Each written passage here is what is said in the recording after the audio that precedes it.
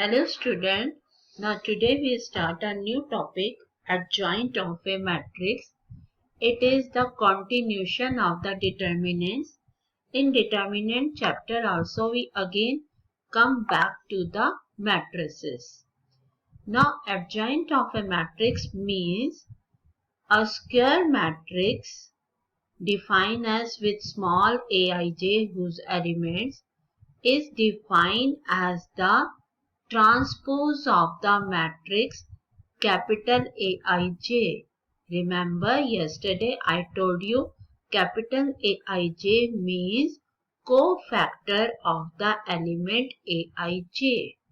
So adjoint means transpose of the matrix whose elements are cofactors of the elements. Now it is in the short form, it is denoted by ADG. Short form ADG means short form of adjoint A. I explain you what is the meaning of adjoint. Suppose we have general matrix A of order 3. It is A33. It is not A32. Student, it is A33.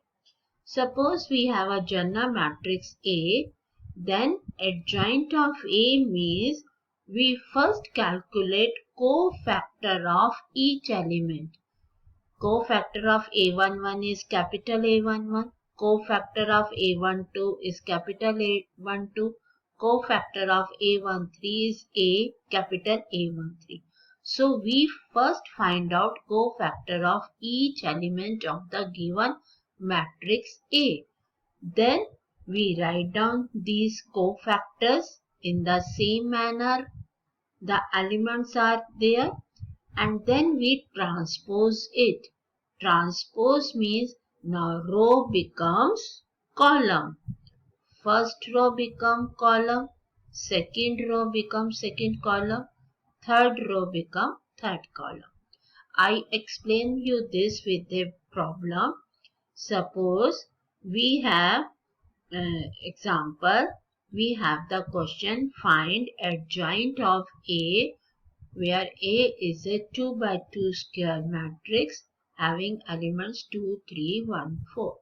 So first of all we find adjoint of A11 that is denoted by capital A11.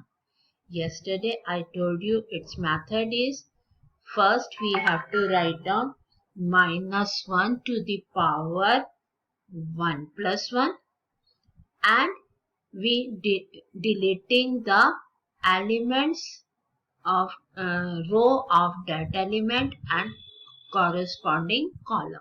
So delete first row and first column. So remaining element is 4 minus 1 to the power 2 is plus. So A11 is 4. Now come to the second element A12. A12 is 3. So A12 is in the first row and second column. Delete these elements. Left element is 1 and 1 plus 2 is 3, that is odd. So it will be minus 1. Similarly A21 second row first element is 1. So its cofactor is deleting first column second row. So leftover element is 3. 2 plus 1 is 3, odd number. So it will be minus 3. A22 second row second column. Delete this. So leftover is only 2. 2 plus 2 is 4, even number. So A22 is 4. So we write cofactor of each corresponding element. So cofactor of A11 is capital A1, A12, A21, A22. Now we take its transpose. Adjoint means transpose of this matrix. Remember these are the determinant and now we come to the matrices. Matrices means first row become first column, second row become second column. Write down the value. A11 is 4, A21 is minus 3, A12 is minus 1 and A22 is 2. So this will be the transpose. So we have to take the cofactor of each element with a sign alternate plus minus plus minus. Alternate sign is there. I told you when we expand the determinant, we take the sign as alternately plus minus outside, and then we take the transpose of the matrix. This gives us adjoint of A. Now there is a theorem. Theorem is, if A is any square matrix of order n, then A into adjoint A or adjoint of A into A, this will be equal to determinant of A into I. I means identity matrix, and all of you remember that identity matrix means a square matrix where diagonal elements are 1, 1 and remaining elements are 0. Proof of this theorem is given in our NCERT book, but normally there is question is given to you, so that's why we will not prove this theorem. Now, types of matrices again for this inverse. Now we proceed to the inverse of the matrix. Now, singular matrix. Square matrix is said to be singular if its determinant is 0. Means if value of the determinant is equal to 0, then it will be a singular, and if determinant of A is not equal to 0, then it is called non-singular matrix. Now, from this we also find out if A and B are non-singular matrix of the same order, then AB and BA are also non-singular. Okay? So A and B are non-singular, then their product are also non-singular matrix. Second result is, if A and B are square matrices of same order, then determinant of AB means we first multiply the matrices and then we take its determinant, that will be equal to determinant of A into determinant of B. Means we first right hand side we find out value of the determinant A, value of the determinant B, and then these two values are multiplied, so these both things are same. Now next theorem is, this we have to prove, it is an important. A square matrix A is invertible. Invertible means its inverses exist if and only if. If and only if means we have to prove it both ways, vice versa. If and only if A is non-singular. Non-singular means determinant of A is not equal to 0. So first we consider that A is invertible, means A inverse exists, and we have to prove A is non-singular, means determinant of A is not equal to 0. This we have to prove. Now it is given A is invertible, so we assume A inverse is equal to B. So its inverse is B, means AB is equal to BA is equal to I. All of you know that inverse exists. Like inverse of 2 is 1 by 2. Then 2 into 1 by 2 is equal to 1.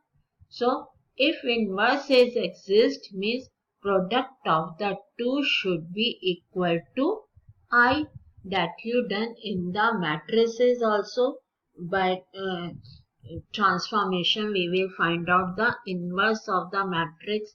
So if AB is equal to BA is equal to I, then we say B is the inverse of A. Now taking determinant of all these. So determinant of AB is equal to determinant of I.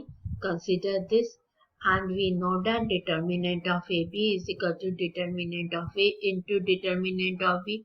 We studied it earlier, so we put up its value. Now determinant of A means it is a scalar quantity, some number. Now product of two number is equal to determinant of I means 1. 1. So product of two number is equal to 1 means product of two number is non-zero. Product of two numbers is non-zero means none of them is 0. So this implies determinant A is not equal to 0 because determinant is a scalar quantity. If sum of two or product of two numbers is equal to 1, it means none of them is 0. Now conversely suppose given, now conversely we assume determinant A is equal to 0 and we have to prove A is invertible. Now अभी हमने result किया था बच्चे कि A into adjoint of A is equal to adjoint of A into A is equal to determinant of A. This theorem I state you first theorem. So we are using this theorem. Now divide the whole statement by determinant A because determinant A is not equal to 0. So we divide it by by determinant A. So divide the whole by determinant A. So this become A into 1 by determinant A adjoint A is equal to 1 by determinant A adjoint A into A, and here it will be equal to I. Now we consider this bracket as B.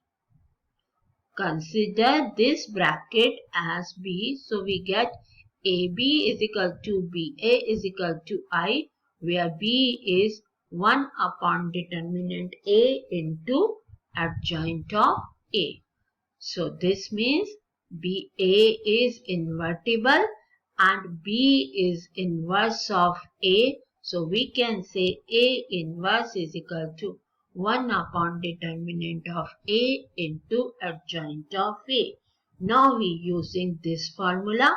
And remember, inverses exist only when determinant A is not equal to 0, means A is non-singular.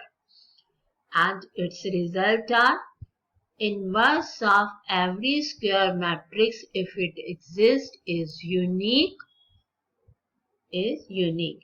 And A and B are non-singular matrix of same order, then AB inverse is equal to B inverse into A inverse. And if A is a non-singular matrix, then A inverse determinant is equal to A determinant into inverse. So it means in product if we take the inverse, then order is changed. AB inverse is now become B inverse A inverse, and in the determinant either we first take inverse and then determinant, or we first take determinant and then inverse. It is remain same. And if A is symmetric, then A inverse is also symmetric. Clear? So now in the next video we will start the inverse of the matrices.